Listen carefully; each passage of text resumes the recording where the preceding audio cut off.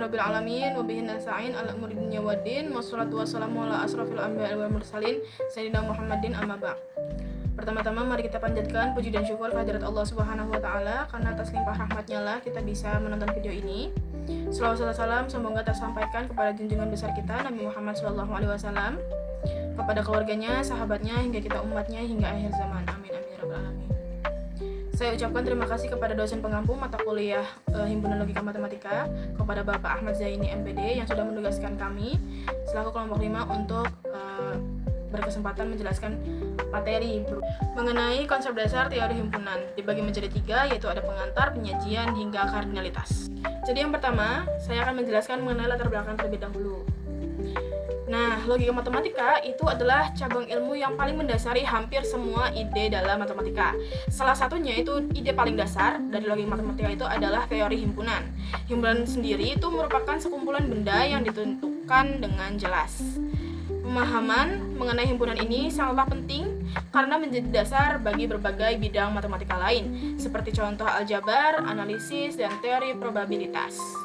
Teori himpunan ini yang diajukan secara aksiomatik oleh Georg Cantor pada abad ke-19 memiliki peran signifikan sebagai fondasi tersebut.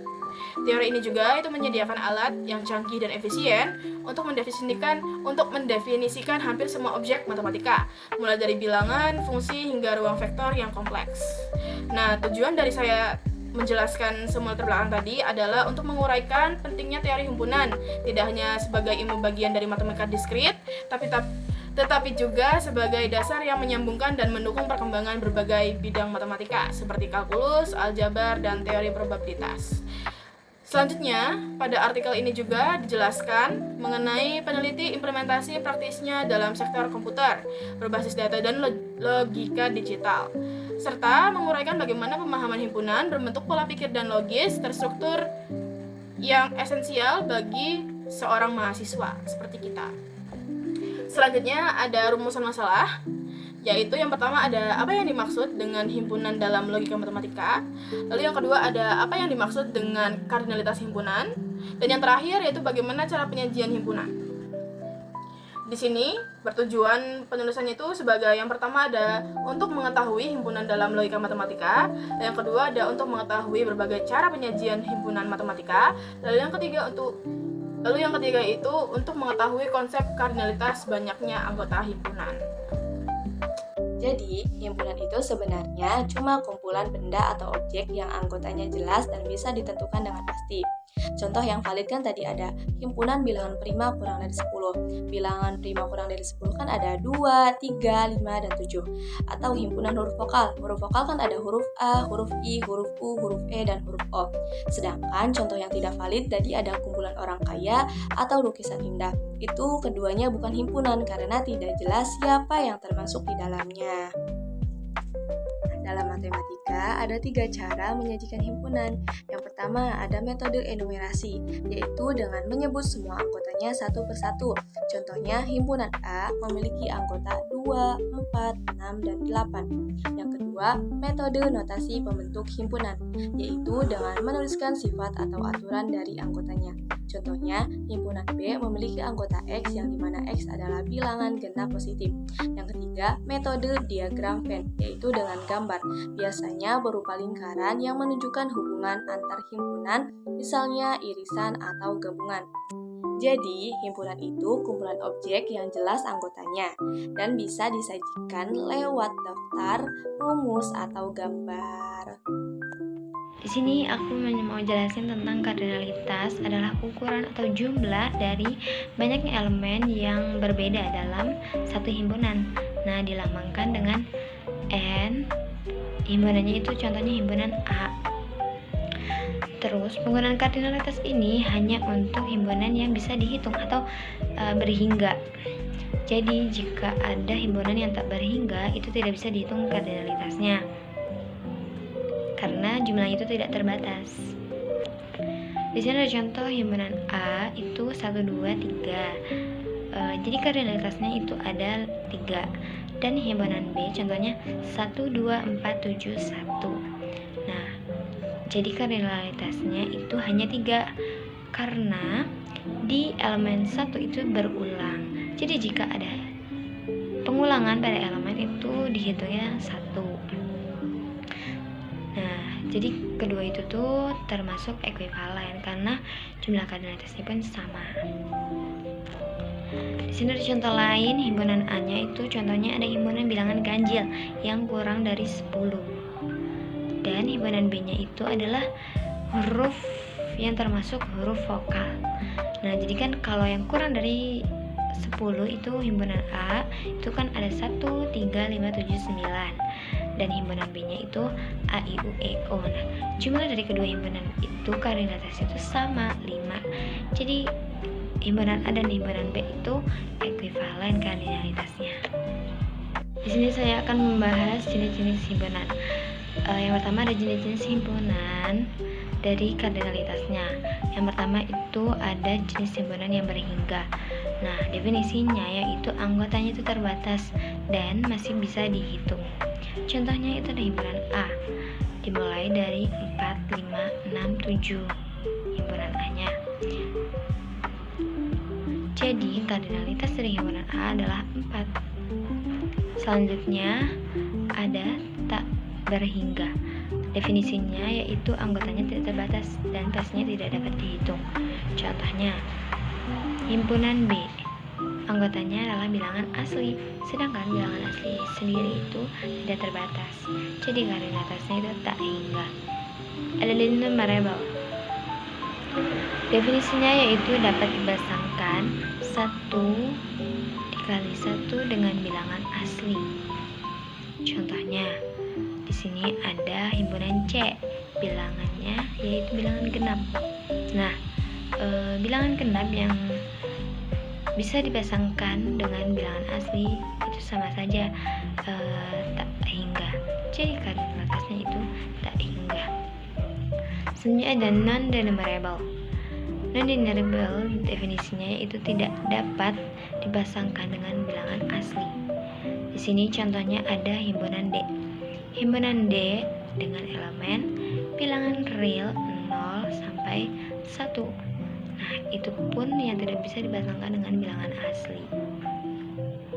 Jadi kardinalitasnya adalah tak hingga. Selanjutnya di sini ada jenis himpunan yang menurut relasi atau sifatnya. Yang pertama itu ada himpunan semesta. Himpunan semesta adalah himpunan yang memuat semua objek pembicaraan. Di sini dicontohkan ada himpunan A yaitu elemennya 2, 3, 5, 7. Nah, 2, 3, 5, 7 itu himpunan semestanya adalah bilangan prima. Tapi bilangan prima yang dibatas dari 2 sampai 7. Jadi yang dibicarakan itu bilangan termasuk bilangan prima. 2 ada himpunan kosong adalah himpunan yang tanpa anggota. Jadi yang dimaksud tuh himpunannya itu bukan 0 elemennya, tapi memang tidak ada. Contohnya di sini ada himpunan C, himpunan bilangan prima antara 11 dan 13. Nah, 11 antara 11 dan 13 itu kan himpunan elemennya 12, sedangkan itu bukan termasuk bilangan prima. Jadi himpunan C itu himpunan kosong yang tidak ada elemennya. Selanjutnya ada himpunan kuasa. Himpunan kuasa adalah himpunan dari semua himpunan bagian A. Nah, dirumuskan. Himpunan A ada jumlah N dilambangkannya. Jadi himpunan kuasanya adalah 2 dipangkatkan dengan jumlah himpunannya yaitu N. Contohnya di sini ada himpunan A, elemennya itu 1 dan 2. Jadi kan jumlah dari himpunan itu ada 2. Jadi himpunan kuasanya yaitu 2 dipangkatkan dengan 2 yaitu 4. Bisa dijabarkan juga.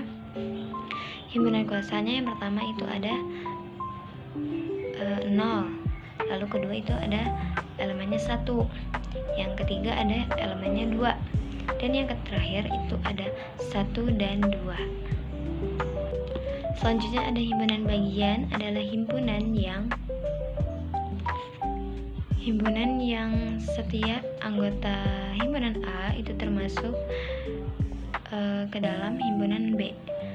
Di sini contohnya ada himpunan A yaitu 1 dan 2, dan himpunan B 1, 2, dan 3. Jadi himpunan bagiannya itu himpunan A termasuk ke dalam himpunan B, karena di himpunan A ada 1 dan 2, dan di himpunan B ada 1 dan 2 juga.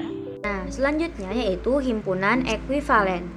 Himpunan A ekuivalen dengan himpunan B jika dan hanya jika kardinalitas kedua himpunan tersebut sama. Notasinya, himpunan A ekuivalen dengan himpunan B jika dan hanya jika kardinalitas A sama dengan kardinalitas B. Jadi, himpunan ekuivalen itu kedua himpunan yang akan disebut ekuivalen kalau kedua jumlah anggotanya itu sama, meskipun anggotanya itu berbeda. Contohnya, di sini ada himpunan A yaitu 1, 3, 5, dan 7. Terus himpunan B-nya A, B, C, dan D. Beda kan kalau himpunan A itu angka, kalau himpunan B itu huruf. Nah, tapi kita hitung jumlah himpunan A.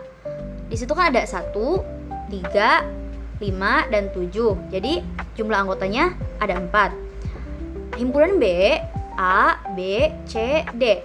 Jadi jumlah anggotanya itu ada 4 juga. Nah, himpunan A kardinalitasnya 4, himpunan B kardinalitasnya 4. Jadi pada himpunan keduanya itu sama-sama jumlah anggotanya itu 4. Kesimpulannya, himpunan A ekuivalen dengan himpunan B karena kardinalitas A sama dengan kardinalitas B. Himpunan yang keenam yaitu himpunan yang sama. A sama dengan B jika dan hanya jika setiap elemen A merupakan elemen B dan sebaliknya setiap elemen B merupakan elemen A.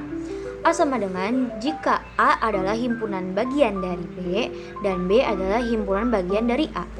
Jika tidak demikian, maka A tidak sama dengan B. Notasinya, A sama dengan B jika dan hanya jika A adalah subset dari B dan B adalah subset dari A. Jadi, himpunan yang sama yaitu dua himpunan yang dikatakan sama kalau semua anggota di himpunan pertama ada di himpunan kedua. Begitu juga sebaliknya. Contohnya, di himpunan A yaitu 1, 3, 5. Himpunan B 1, 3, 5. Nah, dari keduanya anggotanya sama-sama ada 3. Maka anggota A dan B yaitu himpunan yang sama karena semua anggota A ada di B dan semua anggota B ada di A. Kita sudah memasuki bab yang terakhir yaitu kesimpulan, di mana kesimpulannya ini adalah teori himpunan adalah landasan utama logika matematika untuk mengkelompokkan dan analisis yang sistematis. Yang kedua itu terdapat 3 metode penyajian, yaitu yang pertama ada enumerasi. Yang kedua ada 3 metode penyajian. Yang pertama ada enumerasi, yang kedua notasi pembentuk, dan yang ketiga ada diagram Venn, masing-masing dengan kelebihan dan kekurangannya. Lalu yang terakhir ada kardinalitas, menunjukkan jumlah anggota, membedakan himpunan hingga yang tak hingga. Lalu juga menjelaskan mengenai pemahaman jenis-jenis himpunan, yakni himpunan bagian kuasa, saling lepas, dan lain-lain. Himpunan-himpunan tersebut sangat penting untuk menganalisis hubungan dalam matematika yang lebih kompleks. Sekian video penjelasan dari kami. Kurang lebihnya mohon maaf. Wabillahi taufiq wal hidayah. Wassalamualaikum warahmatullahi wabarakatuh.